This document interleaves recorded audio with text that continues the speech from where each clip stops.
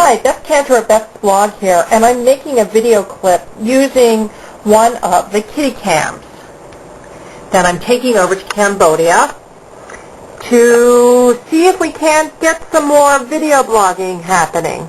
Anyway, this is the camera. It's called a kitty cam because they're actually made for kids here in the U.S.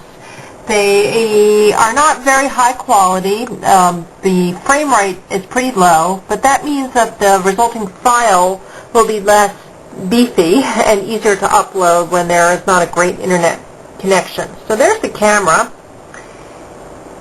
I'm also bringing over 3 copies of Ryan and Michael Verdi's book, The Secrets of Video Blogging. That's the tripod, and it fits nicely on a camera.